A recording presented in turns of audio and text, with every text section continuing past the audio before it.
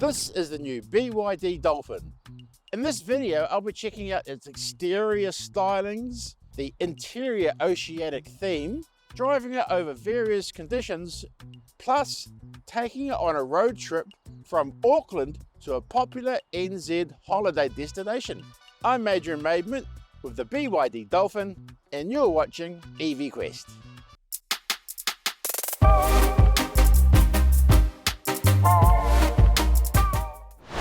The BYD Dolphin comes in two models in New Zealand. There's the Standard and Extended. For this review, I'm driving the Extended. First up, price. It's priced from $55,990 with a 60 kilowatt hour battery, a WLTP range of 425 kilometers, 0 to 100 in 7 seconds. Other vehicles to compete with this would include the MG4, the GWM Aura. Maybe you'd be looking at the next model up, BYD, the Atto 3, and also with BYD targeting this for the fleet market, also the Toyota Corolla. The extended range comes in a two-tone option compared to the single color for the standard range. I really like this exterior Atlantis grey with the black roof. On the inside, it's matched with black and grey. Other color options include coral pink and urban grey with a grey peak interior, surf blue and urban grey with a blue and black interior. So the color match even goes down to the wheels here.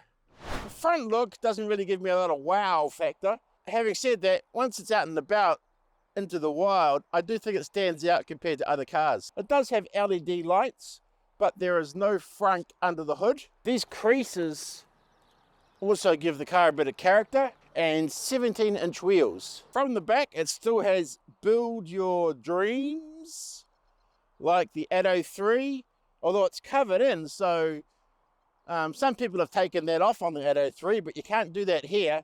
But it does look better. In fact, some markets in Europe are actually not putting that on the new Atto 3s. They've got the BYD Dolphin here. I mean, that's probably all you really need. It does have a great LED light bar coming through here. Little windscreen wiper, a little bit of a spoiler. And then you've got the boot, which is a manual open. 345 litres with the seats up, 1310 litres with the seats down. In the back seat, there is impressive room for a car this size. I've got the front seat in my position. You know, I'm not too bad actually. The back seat's also a lot more roomy compared to the MG4, although the MG4 boot is slightly larger. I've got these little fins for the handles. It's probably more of a Stingray than a Dolphin, I reckon. So I'm going to drive to a popular holiday destination. I'm leaving South Auckland and I'm going to Mount Maunganui, which is sort of in Tauranga. It's about 180 kilometers. And currently on my specs, on my little info dash here, I've got 85% charge, and it says I've got a range of 418 kilometers. The WLTP rating is 427 fully charged for this car. So I do expect a bit of drop off from that, say 15, maybe even 20%. I will be driving normally. I've got the AC on a little bit because it's hot. So we'll see how that goes. The Dolphin's single front wheel drive motor produces 150 kilowatts of power and 310 newton meters of torque. 3 driving modes, Sport, Eco and Normal. There are 2 options for regenerative braking, High and Standard, no one pedal drive. The Dolphin also features a heat pump which increases the thermal efficiency of the battery. First impressions of this car for driving was that really the seat's really comfortable. This being a smaller car, I thought I might feel a little bit squashed. However, the seat is very comfortable. There's plenty of adjustments on the sides there.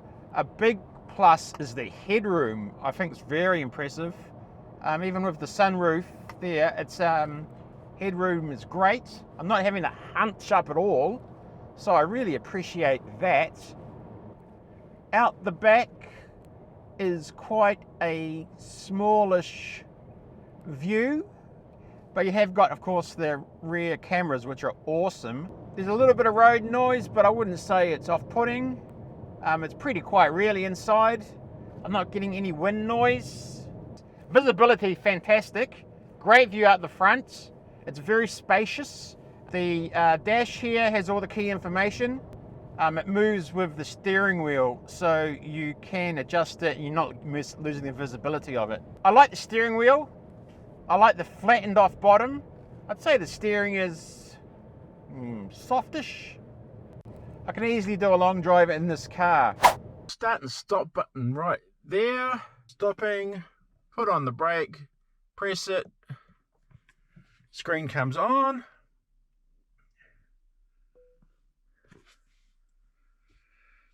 Very fluid, not laggy at all, the screen.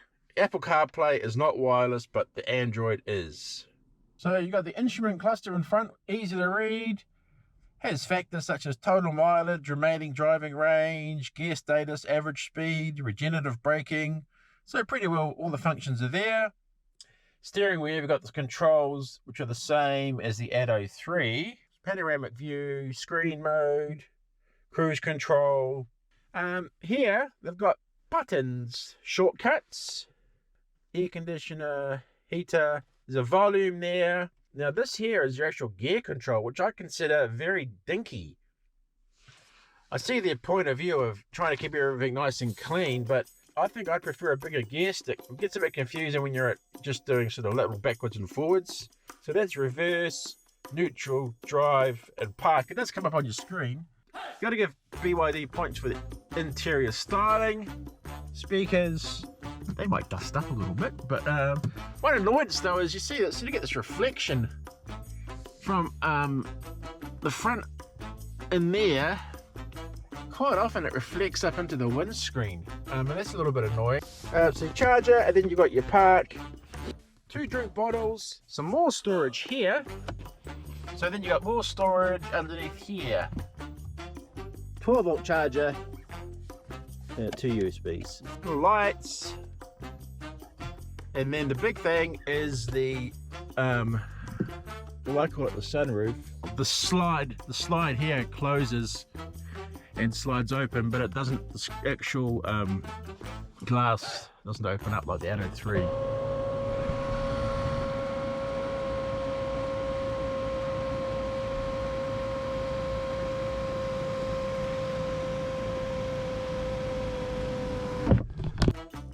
So passenger seat also pretty comfortable. Good leg room, space there, good width. So quite an enjoyable place to be as well. It's a bit tight there. That's not so good. I wish you could, oh yeah, just get it in there. Same on the driver's side. I wouldn't say the door bins are extensive, but there is space there. Just a couple of little niggles. There's lots of bings and bongs potentially happening. It's a bit like rolling through a TikTok feed with the sound on.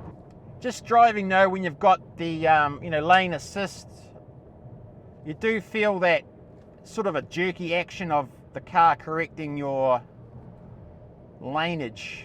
I think that could be fine-tuned a bit more. There is the party trick of the rotating screen. Although it does slightly block the air vent there, and also when you go to portrait, you can't actually use your Apple CarPlay or your Android. Just in regard to driving style of going from petrol to EV, after doing a few Ks in this car, I would say I have slightly modified my driving style to a more conservative approach. Nothing major, but I am thinking about it a little bit. What's my range like? What distance can I cover? How can I be a little bit more efficient in my driving?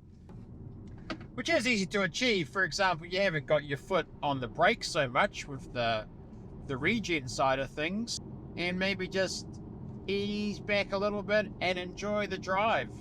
I've been cruising along quite enjoyably, just gone through Matamata, home of Lord of the Rings, Hobbiton. I'm just entering now beautiful Tauranga, or hanging right to Rotorua. Oh no.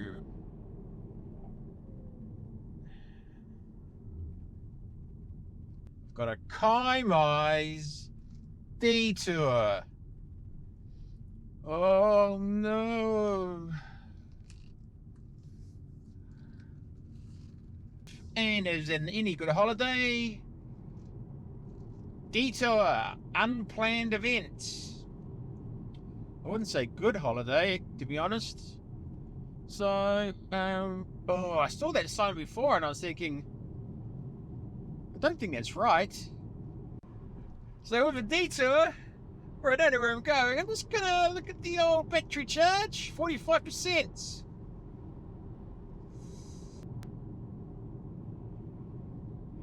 That's just brought a little bit of stress into play. Should be right.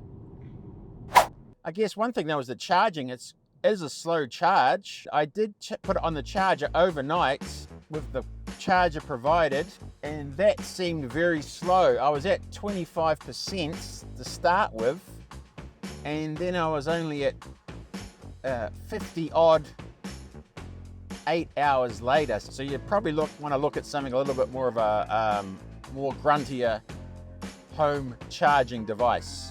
DC charging is a bit slowish. BYD says an 80 kilowatt DC charger can replenish the battery from 30 to 80% in 29 minutes. You do get a free vehicle to load adapter. Official energy efficiency stats are 15.9 kilowatt hours per 100 kilometers, which is in the ballpark of what I achieved. Probably one big advantage of this car is the Blade battery. The Blade battery technology is a key component of this car. I'm in Tauranga now, and I'm just making my way through the Cameron Road roadworks, and this to finish off this video and at the Mount, or driving from South Auckland, Kaimai's, detouring to Rotorua and then to Tauranga and to the Mount. I'd say I found the drive, I'm going to say pleasant would probably be the best word I'd describe it. This is a smaller car, but I didn't have that sort of, get out of a smaller car and be squashed and hunched up and aching. As I've mentioned earlier, the seats, the guy is comfortable, it's spacious, it's a comfortable car for a decent drive in. It's well suited to around town like now, turns well in a tight space. I wouldn't describe it as hasn't got sort of like a hot hatch feel. It's more of a, I think just a sort of a stable family drive kind of vehicle. So, low center of gravity, it's well balanced, steering wheel I found comfortable. So I think just like a comfortable drive is the best way to sum it up. Even though I freaked out a bit getting here after the detour, it still made it very easily in the end. So really it's just, finding out what your car can do over different conditions is another thing. If you've got any questions on the car, let me know in the comments below and I can try to answer them for you. So here we go, we're at the Mount, popular tourist destination, sun, surf and an awesome beach. Thank you for watching this video to the end. Please like, subscribe and share because it helps me get more cars to test drive and more information to share.